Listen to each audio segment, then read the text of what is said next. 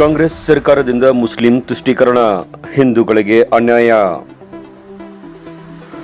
ನೂತನ ಬಿಜೆಪಿ ಅಧ್ಯಕ್ಷರಾಗಿ ಆಯ್ಕೆಗೊಂಡ ಗುರುಲಿಂಗಪ್ಪ ಅಂಗಡಿ ಅವರ ಸನ್ಮಾನ ಸಮಾರಂಭ. ಭಾರತ ದೇಶದಲ್ಲಿನ ಪ್ರತಿಶತ 87% ಇರುವ ಹಿಂದೂಗಳಿಗೆ 1947ರಿಂದ 60 ವರ್ಷ ಆಳಿದ ಕಾಂಗ್ರೆಸ್ ಸರ್ಕಾರ ಅನ್ಯಾಯವನ್ನ ಮಾಡುತ್ತಾ ಬಂದಿದೆ. ಇತಿಹಾಸದಲ್ಲಿ ಮೊಘಲರನ್ನ ವೈಭವೀಕರಿಸಿದೆ. ಅದೇ ಇತಿಹಾಸದಲ್ಲಿ ವಿಜಯನಗರದ ಇತಿಹಾಸ, ಶಿವಾಜಿ ಮಹಾರಾಜರ ಇತಿಹಾಸದ ಬಗ್ಗೆ ಹೇಳಿಲ್ಲವೆಂದು ಮಾಜಿ ಶಾಸಕ ಬಿಜೆಪಿ ರೈತ ಮೋರ್ಚಾದ ರಾಜ್ಯಾಧ್ಯಕ್ಷ ಎಸ್ ಪಾಟೀಲ್ ನಡಹಳ್ಳಿ ಹೇಳಿದರು. ಬುಧವಾರ ಬಿಜೆಪಿ ಕಚೇರಿಯಲ್ಲಿ ನೂತನ ಬಿಜೆಪಿ ಜಿಲ್ಲಾಧ್ಯಕ್ಷರಾಗಿ ಆಯ್ಕೆಗೊಂಡ ಗುರುಲಿಂಗಪ್ಪ ಅಂಗಡಿಯವರ ಸನ್ಮಾನ ಸಮಾರಂಭವನ್ನು ಉದ್ದೇಶಿಸಿ ಮಾತನಾಡಿದ ಅವರು, ನೈಜ ಇತಿಹಾಸವನ್ನು ಮರೆಮಾಚಿ ಹಿಂದೂಗಳನ್ನು ಗುಲಾಮರನ್ನಾಗಿಸಿದ ಕಾಂಗ್ರೆಸ್ ಸರ್ಕಾರದ ಕಾರ್ಯವೈಖರಿ ಸಿದ್ದರಾಮಯ್ಯನ ರಾಜ್ಯ ಕಾಂಗ್ರೆಸ್ಸಿನಲ್ಲಿ ಸಹ ಮುಂದುವರೆದಿದೆ. ಧರ್ಮದ ಆಧಾರದ ಮೇಲೆ ಮುಸ್ಲಿಂ ಗುತ್ತಿಗೆದಾರರಿಗೆ 4% ಮೀಸಲಾತಿ ಕೊಡುವ ಬಿಲ್ ತರುವ ಕೆಲಸ ಮಾಡಿ ಬಿಜೆಪಿಯ 18 ಶಾಸಕರನ್ನ ಬಲವಂತವಾಗಿ ವಿಧಾನಸಭೆಯಿಂದ ಅಮಾನತು ಮಾಡಿ ಬಿಲ್ ಪಾಸ್ ಮಾಡುವ ಕುತಂತ್ರ ಸಿದ್ದರಾಮಯ್ಯನ ಕಾಂಗ್ರೆಸ್ ಸರ್ಕಾರ ಮಾಡಿದೆ ಮತ್ತು ಈ ಕುರಿತು ಡಿಸಿಎಂ ಡಿಕೆ ಶಿವಕುಮಾರ್ ಮುಸ್ಲಿಮರಿಗೆ ಮೀಸಲಾತಿ ನೀಡಲು ಸಂವಿಧಾನ ಬದಲಿಸುವ ಸಂವಿಧಾನದ ಬಾಹಿರ ಹೇಳಿಕೆಯನ್ನ ನೀಡುತ್ತಾರೆ ಎಂದು ಆಕ್ರೋಶವನ್ನು ವ್ಯಕ್ತಪಡಿಸಿದರು.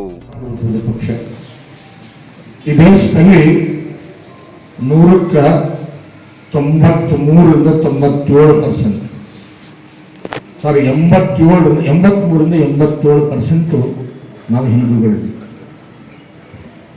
ಈ ದೇಶದಲ್ಲಿ ನಮ್ಮನ್ನು ಯಾವ ರೀತಿ ನಡೆಸ್ಕೊಂಡ್ರು ಅಂತಕ್ಕಂಥದ್ದು ನಮ್ಮ ಇತಿಹಾಸ ಓದಿದ್ರೆ ಗೊತ್ತಾಗ್ತದೆ. ಬಹುಸಂಖ್ಯಾತ ಆಗಿರ್ತಕ್ಕಂಥ ಇಷ್ಟೊಂದು ಹಿಂದೂಗಳು ಬೇರೆ ದೇಶದಲ್ಲಿ ಇದ್ದಿದ್ರೆ ಆ ದೇಶದ ವಾತಾವರಣನೇ ಬದಲಾಗ್ತಿತ್ತು. ನಾವೆಲ್ಲ ಹೆಂಗಪ್ಪ ಅಂದ್ರೆ ಎಲ್ಲವನ್ನ ದೇವರು ಅಂತ ಪೂಜೆ ಮಾಡ್ತೀವಿ. ಕಲ್ಲು, ಮಣ್ಣು, ಗಿಡ, ಮರ, ನೀರು ಎಲ್ಲರನ್ನೂ ದೇವರು ಅಂತ ಪೂಜೆ ಮಾಡ್ತೀವಿ. ಎಲ್ಲರನ್ನೂ ದೇವರನ್ನ ಕಾಣುವಂತ ಜನ ನಾವು. ಮಾತನಾಡುವಂಥ ವಸ್ತುವಿರಲಿ, ಮಾತಾಡದೇ ಇರುವಂಥ ವಸ್ತುವಿರಲಿ, ಭಗವಂತನ ಸೃಷ್ಟಿಸಿದಂಥ ಪ್ರತಿಯೊಂದು ವಸ್ತುವಿನಲ್ಲಿ, ಪ್ರತಿಯೊಂದು ಪ್ರಾಣಿಯಲ್ಲಿ ನಾವು ದೇವರನ್ನ ಕಾಣ್ತಕ್ಕಂಥ ಜನ. ಹೀಗಾಗಿ ನಮ್ಮನ್ನೆಲ್ಲರೂ ತುಳ್ಕೊಂಡು ಬಂದಿದ್ದಾರೆ.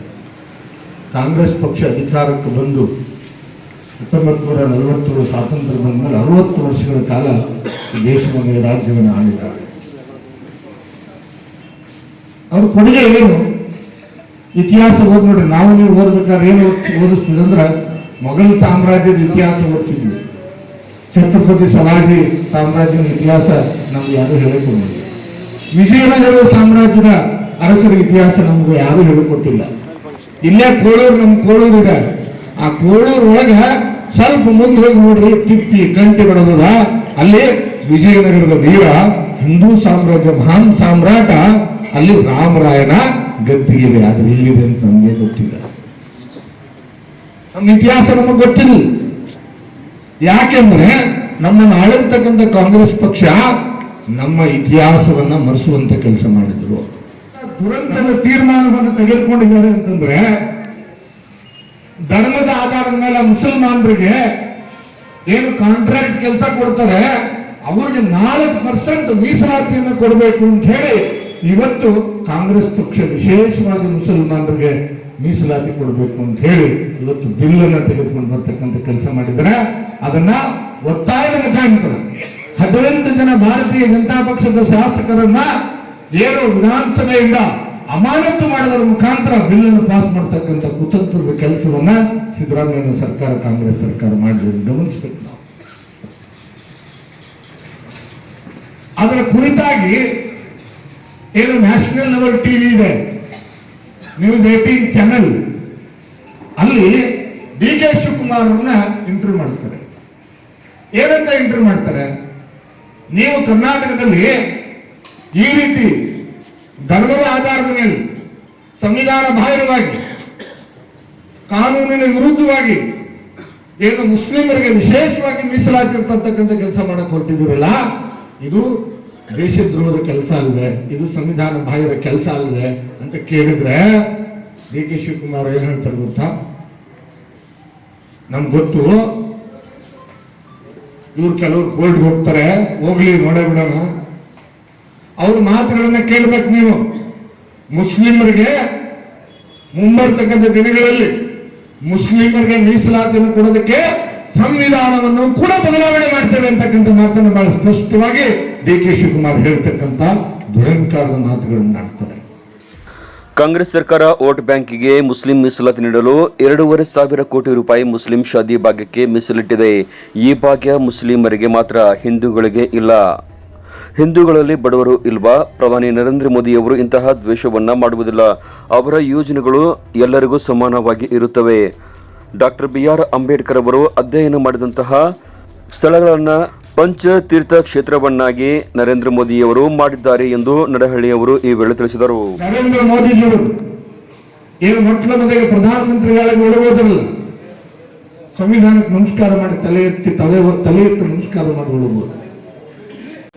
ಬಾಬಾ ಸಾಹೇಬ್ ಅಂಬೇಡ್ಕರ್ ಲಂಡನ್ ನಲ್ಲಿ ಏನು ಓದಿದ್ರು, ಎಲ್ಲೆಲ್ಲಿ ಜಗತ್ತಿನ ವಿವಿಧ ದೇಶಗಳಲ್ಲಿ ಹೋಗಿ ಅಧ್ಯಯನ ಮಾಡಿದ್ರು, ಎಲ್ಲೆಲ್ಲಿ ಇದ್ರು, ಅವು ಇದ್ದಂತ ಎಲ್ಲ ಜಾಗಗಳನ್ನ ಸರ್ಕಾರಕ್ಕೆ ತಗೊಂಡ್ರು. ಬೇರೆ ಬೇರೆ ದೇಶಗಳಲ್ಲಿ ಇದ್ದದ್ದು.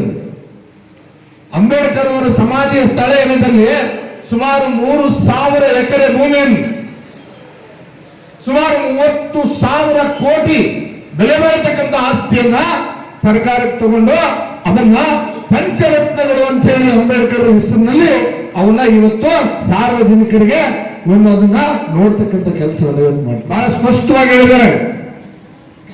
ಧರ್ಮದ ಆಧಾರದ ಮೇಲೆ ಯಾವುದೇ ಕಾರಣಕ್ಕೂ ಈ ದೇಶದಲ್ಲಿ ಸಂವಿಧಾನದಲ್ಲಿ ಏನು ಮೀಸಲಾತಿ ಕೊಡ್ಲಿಕ್ಕೆ ಅವಕಾಶ ಇಲ್ಲ. ಕೇವಲ SC ST ಹಿಂದುಳಿದ ವರ್ಗಗಳಿಗೆ ಮಾತ್ರ. ಯಾವ ಹಿಂದೂ ಸಮಾಜದಲ್ಲಿ ಆರ್ಥಿಕವಾಗಿ, ಸಾಮಾಜಿಕವಾಗಿ, ಶೈಕ್ಷಣಿಕವಾಗಿ ಹಿಂದುಳಿದಕ್ಕಂಥ ಜನಾಂಗ ಇದ್ದಾರೆ, ಅವರಿಗೆ ಮಾತ್ರ ಮೀಸಲಾತಿಯನ್ನು ಕೊಡಬೇಕು ಅಂತಕ್ಕಂಥದ್ದು ಸಂವಿಧಾನಕ್ಕೆ ಇರ್ತಕ್ಕಂಥ ಹಕ್ಕು, ಸಂವಿಧಾನದಲ್ಲಿ ಹೇಳಿರ್ತಕ್ಕಂಥದ್ದಾದ್ರೆ ಇವತ್ತು ಕಾಂಗ್ರೆಸ್ ಪಕ್ಷ ವೋಟ್ ಬ್ಯಾಂಕಿಗೋಸ್ಕರ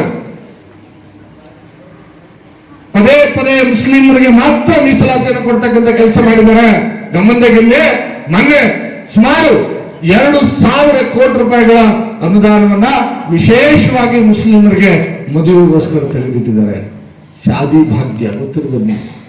ಕೇವಲ ಹಿಂದೂಗಳು ಯಾರು ಬಡವರಿಲ್ಲ, ಯಾರು ಮದುವೆ ಮಕ್ಕಳಿಲ್ಲ, ನಿಮ್ಗೆ ಯಾರು ಇಲ್ಲ.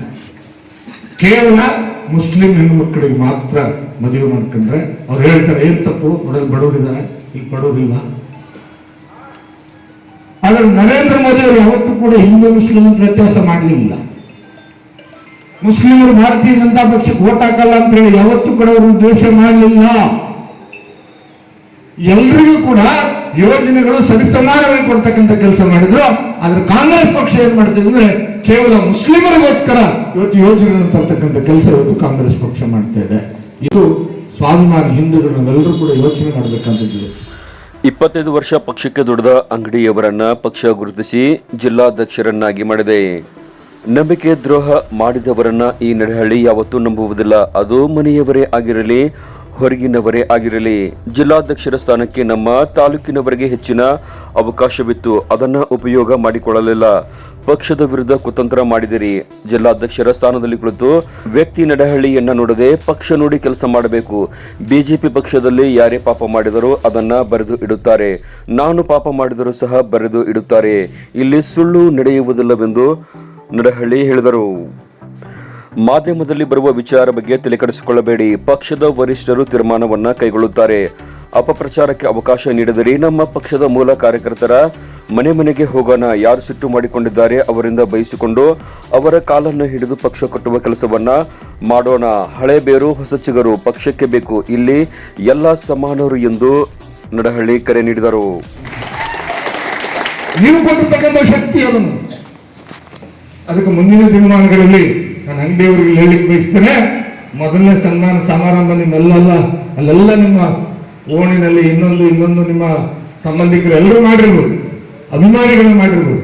ಅದು ಭಾರತೀಯ ಜನತಾ ಪಕ್ಷದ ಮಂಡಲದ ವತಿಯಿಂದ ಪ್ರಥಮ ಬಾರಿಗೇನು ಮುದ್ದೇವಾರ ಮಂಡಲದಿಂದ ನಿಮ್ಮ ಸನ್ಮಾನ ಮಾಡತಕ್ಕಂಥ ಕೆಲಸ ನಮ್ಮ ಕಾರ್ಯಕರ್ತರು ಮಾಡಿದರೆ, ಇವತ್ತೇನು ನಾವು ನೀವು ಸಭೆಯನ್ನು ಸಂಕಲ್ಪ ಮಾಡಬೇಕಾಗಿದೆ ಏನಂದ್ರೆ ಮುಂದಿನ ವಿಧಾನಸಭಾ ಚುನಾವಣೆಯಲ್ಲಿ ಭಾರತೀಯ ಜನತಾ ಪಕ್ಷ 8 ವಿಧಾನಸಭಾ ಕ್ಷೇತ್ರಗಳಲ್ಲಿ ಗೆಲ್ತವೆ. ಮತ್ತೆ ಭಾರತೀಯ ಜನತಾ ಪಕ್ಷ ಅಧಿಕಾರ ಕೊಡ್ತಕ್ಕಂಥ ಕೆಲಸ ಮಾಡುತ್ತದೆ. ಅದು ನಿಮ್ಮ ನೇತೃತ್ವದಲ್ಲಿ ಆಗ್ತದೆ. ಒಬ್ಬ ಜಿಲ್ಲಾಧ್ಯಕ್ಷನ ಸ್ಥಾನ ಅಂತಂದ್ರೆ ಬಹಳ ಜವಾಬ್ದಾರಿಯುತವಾದಂತಹ ಸ್ಥಾನ. ಗಮನದಲ್ಲಿ ಇಟ್ಕೊಳ್ಳಿ. ಬಹಳ ಜವಾಬ್ದಾರಿ ಸ್ಥಾನ. ನಮ್ಮ ಪದಾಧಿಕಾರಿಗಳು ಇವೆಲ್ಲ ಕೂತಿದ್ರಿ, ಮಂಡಲದ ಪದಾಧಿಕಾರಿಗಳು ಕೂತಿದ್ರಿ, ನಮ್ಮ ರಾಜ್ಯಾಧ್ಯಕ್ಷರು ಅಂಗಡಿಯವರ ಮೇಲೆ ಅಪಾರವಾದಂತ ನಂಬಿಕೆ ವಿಶ್ವಾಸವನ್ನು ಇಟ್ಕೊಂಡು ಇವತ್ತು ಅವ್ರನ್ನ ಜಿಲ್ಲಾಧ್ಯಕ್ಷರಾಗಿ ಮಾಡಿದ್ದಾರೆ. ಅಂಗಡಿಯವರ ನೀವೇನು ಪಕ್ಷಕ್ಕೋಸ್ಕರ 25 ವರ್ಷ ದುಡಿದಿದ್ರೆ ಇವತ್ತನ್ನು ಗುರುತಿಸುವಂತ ಕೆಲಸ ಪಕ್ಷ ಮಾಡಿದೆ. ಯಾರು ಕೂಡ ನಿರೀಕ್ಷೆ ಮಾಡಿರಲಿಲ್ಲ ಅಂಗಡಿ ಅಧ್ಯಕ್ಷರಾಗ್ತಾರೆ ಅಂತ, ಯಾರು ಕೂಡ ನಿರೀಕ್ಷೆ ಮಾಡಲಿಲ್ಲ. ನಮ್ಮ ಪಕ್ಷದಲ್ಲಿ ಅನಿರೀಕ್ಷಿತವಾಗಿ ಹುದ್ದೆಗೆ ಇರ್ತಕ್ಕಂಥದ್ದು ನೀವೆಲ್ಲರೂ ಕೂಡ ನೋಡಿದ್ರಿ. ಹೀಗೆ ಅನಿರೀಕ್ಷಿತ ಅಂತ ಅಂತಾರೆ. ಯಾಕಂದ್ರೆ ರಾಜಕಾರಣದಲ್ಲಿ ಲಾಬಿ ನಡೀತದೆ ಅಂತಾರೆ, ನಮ್ಮ ಪಕ್ಷದಲ್ಲಿ ಲಾಬಿ ನಡೀತದೆ. ನಮ್ಮ ಪಕ್ಷದಲ್ಲಿ ಆ ಪಕ್ಷಕ್ಕೆ ಏನು ಕೆಲಸ ಮಾಡಿದ್ದೇನೆ ಅಂತಕ್ಕಂಥದ್ದು ಬಹಳ ಮುಖ್ಯ. ಇಲ್ಲಿರ್ತಕ್ಕಂಥ ಅನೇಕ ನಮ್ಮ ಪಕ್ಷದ ವರಿಷ್ಠರು ಏನು ತೀರ್ಮಾನ ತಗೊಳ್ಬೇಕಾಗಿದೆ ತಗೊಳ್ತಾರೆ. ಅದು ನಾವು ನೀವು ತೆಗೆದುಕೊಳ್ತಕ್ಕಂಥ ತೀರ್ಮಾನ ಅಲ್ಲ. ಅಮಿತ್ ಶಾ ಅವರು, ನರೇಂದ್ರ ಮೋದಿಜಿ ಅವರು ತೆಗೆದುಕೊಂಡಿರ್ತಕ್ಕಂಥ ತೀರ್ಮಾನಗಳು ವಿಚಾರ ಮಾಧ್ಯಮಗಳಿಗೆ ಬರ್ತಾ ಇದೆ. ಅದಕ್ಕೆ ದಯಮಾಡಿ ಅದು ಯಾವುದನ್ನು ಕೂಡ ತಲೆಗೆಚ್ಚಿಕೊಬಿಡಿ. ನಮ್ಮ ಮುಖಂಡರುಗಳು ಮತ್ತು ಅಪಪ್ರಚಾರ ಮಾಡ್ತಾರೆ, ಅದಕ್ಕೆ ಅವಕಾಶ ಕೊಡಬೇಡಿ. ಈ ಪಕ್ಷದಲ್ಲಿ ಎಲ್ಲ ಜಾತಿ ಜನಾಂಗದ ಬಂಧುಗಳಿಗೆ ಅವಕಾಶ ಇದೆ. ಗಮನದಲ್ಲಿ ಕಡೆ ಇವತ್ತು ಮುನ್ನಾಗಣಿಯವರು ನಮ್ಮ ನಂಬ್ಕೊಂಡು ನಮ್ಮ ಪಕ್ಷಕ್ಕೆ ಬಂದಿದ್ದಾರೆ. ನನ್ನ ಜವಾಬ್ದಾರಿ ಕೆಂಚಪ್ಪಣ್ಣ ಬಿರಾದ ನಮ್ಮ ಪಕ್ಷಕ್ಕೆ ಬಂದರೆ ನನ್ನ ಜವಾಬ್ದಾರಿ ಅವರಿಗೆ ಈ ಪಕ್ಷದಲ್ಲಿ ಗೌರವ ಹೇಳಿ. ನಿಜ, ಬಲಿಜ ಸಮಾಜಕ್ಕೆ ನಾವು ಯಾವುದೇ ಅಧಿಕಾರ ಕೊಟ್ಟಿರಲಿಲ್ಲ ಹಿಂದೆ, ಅದು ಒಂದು ಕಾರಣ ಅಷ್ಟೇ. ಆದ್ರೆ ಕೇವಲ ಬಲಿಜ ಸಮಾಜ ಅನ್ನೋ ಒಂದೇ ಕಾರಣಕ್ಕೆ ಇವತ್ತು ಅಂಗಡಿಯವರನ್ನ ಅಧ್ಯಕ್ಷರು ಮಾಡಿಲ್ಲ. ಅವ್ರಿಗೆ ಶಕ್ತಿ ಇದೆ, ಸಾಮರ್ಥ್ಯ ಇದೆ. ಇಡೀ ಜಿಲ್ಲೆಯಲ್ಲಿ ಒಂದು ಊರಾಗ ಒಂದು 10 ಜನ ರೈತರ ಹೆಸರು ಹೇಳ್ತಾರೆ. 40 ವರ್ಷದಿಂದ ರೈತರ ಸಂಪರ್ಕದಲ್ಲಿ ಇರ್ತಕ್ಕಂಥವ್ರು. ಹೀಗಾಗಿ ಅವ್ರನ್ನ ಗುರುತು ಮಾಡಿರ್ತಕ್ಕಂಥ ಕೆಲಸ.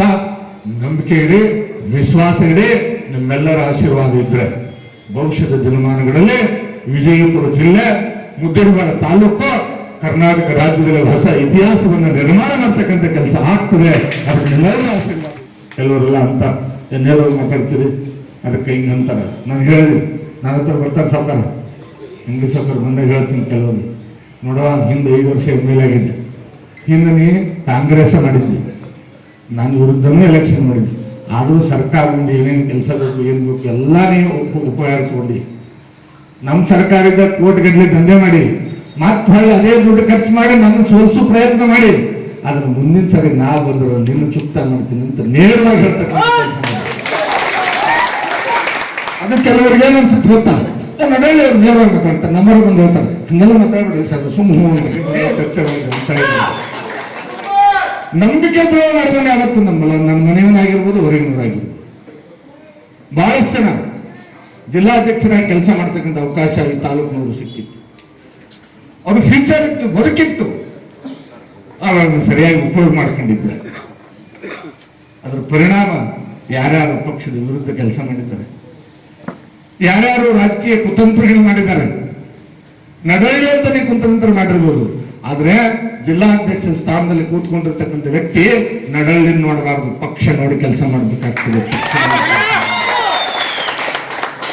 ಯಾರ್ಯಾರು ದ್ರೋಹ ಮಾಡಿರ್ತಾರೆ ಆ ಪಾಪದ ಬುತ್ತಿ ಎಲ್ಲೊಂದು ಬರೆದಿಟ್ಟಿರ್ತಾರೆ, ಭಗವಂತ ಬರೆದಿಟ್ಟಿರ್ತಾನೆ. ಹಂಗ ನಮ್ಮ ಪಕ್ಷದ ರಾಜ್ಯ ಕಚೇರಿಯಲ್ಲಿ ಯಾರ್ಯಾರು ಮಾಡಿರ್ತಾರೆ ಎಲ್ಲರ ಇತಿಹಾಸ ಬರೆದಿಟ್ಟಿರ್ತಾರೋ, ನನ್ನ ಇತಿಹಾಸ ಏನಂತೂ ಬರೆದಿಟ್ಟಿರ್ತಾರೆ.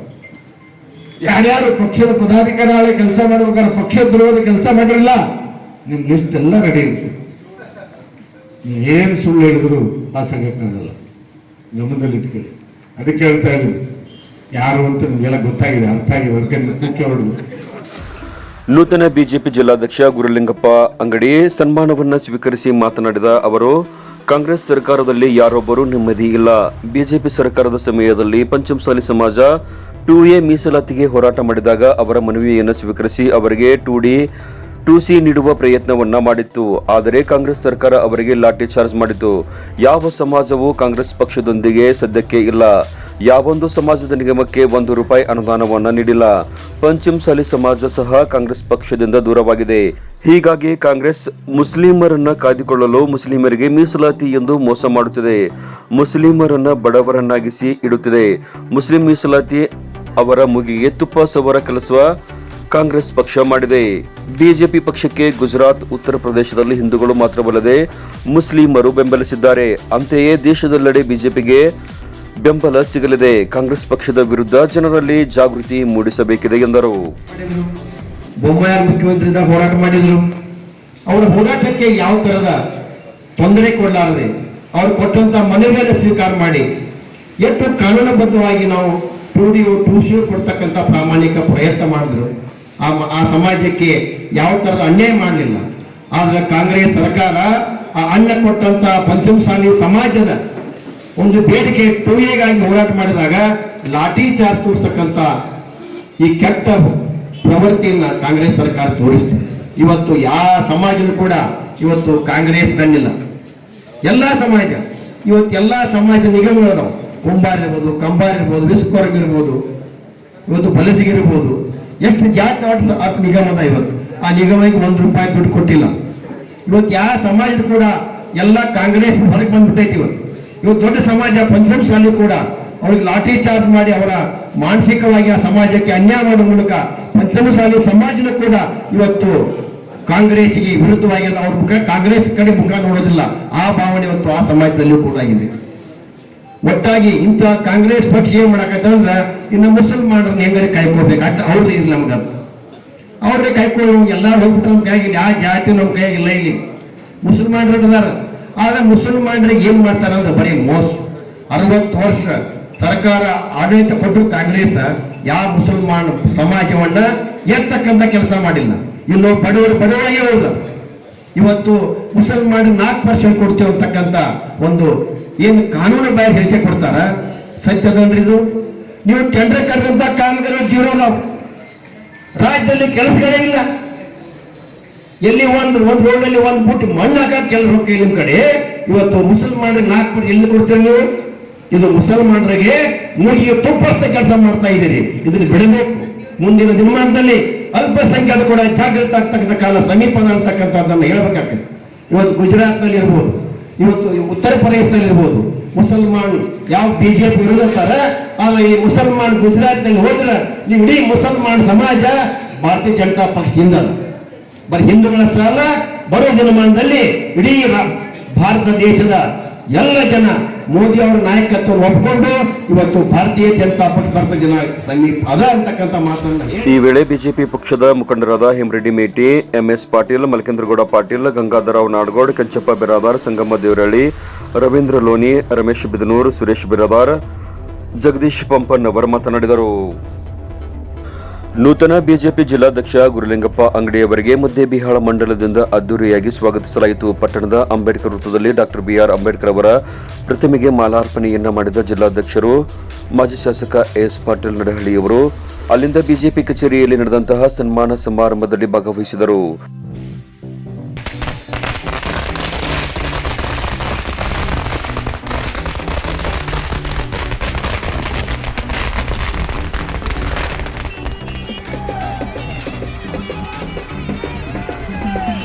ಮಾಜಿ ಶಾಸಕ AS ಪಾಟೀಲ್ ನಡಹಳ್ಳಿ ಹಾಗೂ ಪಕ್ಷದ ಪದಾಧಿಕಾರಿಗಳನ್ನ ಜಿಲ್ಲಾಧ್ಯಕ್ಷರಿಗೆ ಮಾಡಲಾಯಿತು.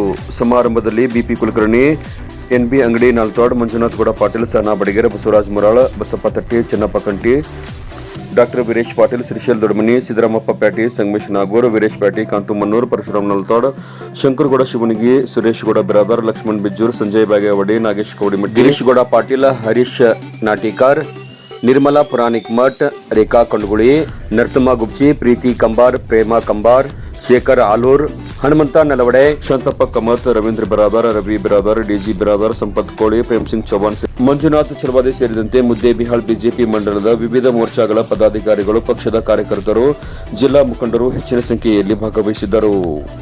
ಸಿದ್ದರಾಜ್ ಹೊಳಿ ನಿರೂಪಿಸಿ ವಂದಿಸಿದರು.